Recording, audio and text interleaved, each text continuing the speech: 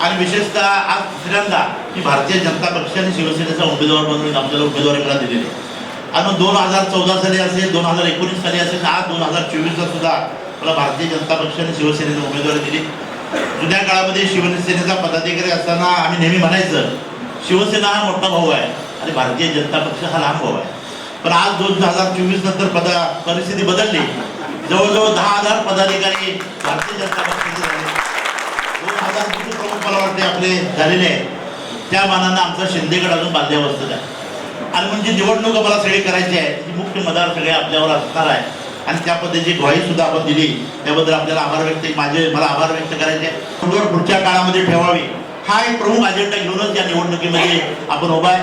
निश्चितपणानं मुन्ना साहेब म्हणते ती गोष्ट खरी आहे, मी भाग्यवान आहे. भाग्यवान एवढ्यासाठी मी काही कुंडली माझी बघितलेली नाही, पण भाग्यवान एवढ्यासाठी मी उमेदवार मला एवढ्याबद्दल मी भाग्यवान नाही. एवढी मोठी फौज मला मिळाली त्याबद्दल मी भाग्यवान आहे. आणि म्हणून आज माझी उमेदवारीची घोषणा झाल्यानंतर पहिल्यांदा मी महालक्ष्मीचं दर्शन घेतलं, करवीर निवासिनीचं. त्यानंतर या जिल्ह्याचे नेते आदरणीय माजी आमदार माधवराव माडिक साहेब यांचंही दर्शन घेतलं आणि त्यांचा आशीर्वाद घेतला.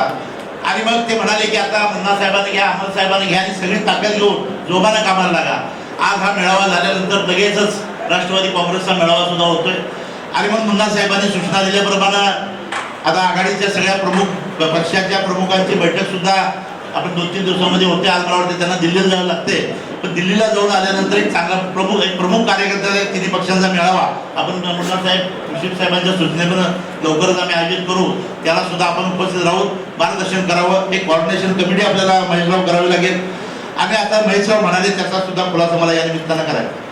खरं म्हटलं तर मागच्या वेळी मी भारतीय जनता पक्ष आणि शिवसेनेचा उमेदवार होतो आणि लोकसभेमध्ये शिवसेनेचा आणि भारतीय जनता पक्षाच्या युतीचा उमेदवार म्हणून गेलो. आणि 2 महिन्यानंतर विधानसभेच्या निवडणुका झाल्या. विधानसभेच्या निवडणुकीमध्ये सुद्धा आपण एकत्रच होतो. आणि मग राजकीय नाट्य घडलं. इथं त्यावेळीच्या शिवसेनेचे नेते उद्धवसाहेब ठाकरे यांनी ती आघाडी सोडली आणि महाविकास आघाडी महाराष्ट्रामध्ये जन्माला आली. साहजिकच ज्यांनी मला विजयी केलं त्यांच्यापासून फारकत त्या दिवसापासून सुरू झाली. 2.5 वर्ष त्या पद्धतीनं आम्ही जरा बाजूला होतो. त्या काळामध्ये मित्र म्हणून कोण भेटले असतील, त्यांची कामं जरूर झाली असतील, पण फार ठळक कामं महेशराव झाली नाही.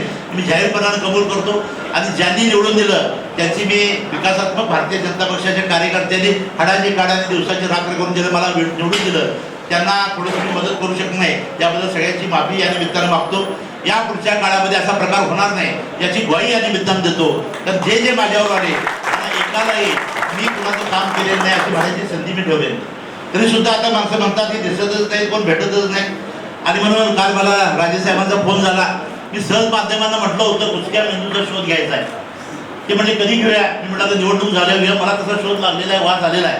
तर ही सगळी मंडळी जी आहे या सगळ्या मंडळीने माझ्यासारखा उमेदवार होणे अशासाठी प्रयत्न केले की त्यांना अडचण वाटतो. संजय मंडलिक उमेदवार असला किंवा संभाजीराजे उमेदवार असते, मुन्ना माडिक साहेब उमेदवार असते तर अडचण होणार आहे ही गोष्ट त्यांना माहिती होती. आणि म्हणून आमच्यात कुठेतरी लावालाव्या करायच्या, मतभेद करायच्या अशा पद्धतीचे प्रयत्न करण्याचा प्रयत्न काही मंडळींनी केला. तर या मंडळींना निश्चितपणानं नेते मंडळी करून ओढली. या सगळ्या भागातला निश्चितपणाचा अभ्यास हा नेते मंडळीचा होता. आणि म्हणून आमच्या शेवटच्या अधिवेशनाच्या काळामध्ये दिल्लीला आदरणीय मोदी साहेबांनी सर्वच या महायुतीतल्या सर्व खासदारांची बैठक घेतली, एनडीएच्या घटक पक्षांची बैठक घेतली. आणि त्यांनी सांगितलं 400 पार करायचं आहे. ते फक्त भारतीय जनता पक्षाला नाही तर बरोबरच्या सहकारी पक्षाला सुद्धा आपल्याला मोठं करायचं आहे. आणि त्या निमित्तानं या देशामध्ये पुन्हा एकदा आपल्या महायुतीचं राज्य आलं पाहिजे या पद्धतीची भूमिका आम्हाला घ्यायची आहे. आणि म्हणून मला मोदी साहेबांचं सुद्धा या निमित्तानं आभार व्यक्त केलं पाहिजे. आदरणीय मोदी साहेबांनी अमितभाई शहांनी आम्हाला सांगितलं होतं आपल्या मित्रपक्षाला सुद्धा आम्ही कुठं अंतर देणार नाही. आणि त्या पद्धतीनं आमच्या शिवसेनेने सन्मान दिला, त्याबद्दल त्यांचाही आभार या निमित्तानं व्यक्त करायचा आहे. ज्यावेळी उद्धव साहेबांच्या गटातून मी शिंदे गटामध्ये गेलो त्यावेळी त्यांना मी म्हटलं होतं आपल्याबरोबर मी येत असताना विकासासाठी मोठा निधी मला दिला पाहिजे. जवळजवळ 700 ते 800 कोटी संग्राम ग्रामीण भागासाठी निधी मिळवणे आहेत. त्याच्यामुळे बोलत चालते 800 कोटी रुपये आम्हाला त्यांनी दिले. आणि कोल्हापूर शहरासाठी सुद्धा प्रचंड असा निधी दिला. आणि हा सगळा निधी येत असताना केवळ आम्ही खासदार म्हणून आणला असं नाही तर या पक्षाचे आम्ही कार्यकर्ते आहेत या भावनेनं कोल्हापूरकडे अधिक लक्ष दिलं पाहिजे या भावनेनं त्यांनी मोठा निधी दिला. आणि विकासाकडे आपला कोल्हापूर जिल्हा चाललेला आहे. आता एका बाजूला विकासाकडे जाणारी सगळी यंत्रणा आणि दुसऱ्या बाजूला पुराण काळामध्ये जाणारी यंत्रणा या कोल्हापूर जिल्ह्यामध्ये निवडणुकीच्या निमित्तानं आलेली आहे. निश्चितपणानं समोरचे जे उमेदवार आहेत महाराज साहेब आम्हाला त्याच्याबद्दल काय बोलायचं नाही, सगळ्यांनाच आपल्याला आदर आहे. पण महाराज साहेबांना बळी देण्यासाठी कदाचित मुन्ना साहेब उभा केले का काय अशी शंका माझ्यासारखेला येते. कारण आदरणीय महाराज साहेबांना जर सन्मानच द्यायचा होता तर परवा राज्यसभेची निवडणूक झाली, त्यावेळी जर त्यांना बिनविरोध दिला असता तर खऱ्या अर्थानं या जागेचा कोल्हापूरला सन्मान झाला. ते न करता आपल्याला कोणाला उभारायचं नाही आणि म्हणून महाराज साहेबांचं नाव काढायचं, हा प्रकार सुद्धा मला वाटते त्यांचा अपमान करणाराच हा प्रकार आहे. आणि म्हणून खऱ्या अर्थानं त्यांना गावागावामध्ये फिरायला लावणं, त्यांना वारंवार या सगळ्या निवडणुकीच्या यंत्रणेमध्ये फिरायला लावणं हे सुद्धा दुर्दैवी भाग आहे असं मला या निमित्तानं म्हणायचं आहे. या निवडणुकीमध्ये भारतीय जनता पक्षाच्या ताकद मी आज अनुभवलेली आहे. परवा सुद्धा या मला वाटते ऑफिसच्या कार्यालयाच्या उद्घाटनाच्या निमित्तानं पदाधिकाऱ्यांचा मेळावा या मैदानावर आयोजित केला होता. अमितभाई शहा इथे आले होते, त्यावेळी सुद्धा मी बघितलं जवळजवळ 10,000पेक्षा प्रमुख लोक इथे उपस्थित होते. अगदी भारतीय जनता पक्षाची ताकद आहे, त्याचबरोबर राष्ट्रवादी पक्षाची ताकद आहे, जनसुराज्य पक्षाची ताकद आहे, शिवसेनेची ताकद आहे आणि सगळी ताकद घेऊन निवडणुकीला सामोरं गेल्यानंतर कुठल्याही पद्धतीनं अपयश येणार नाही याची खात्री मला माझ्यासारख्याला आहे.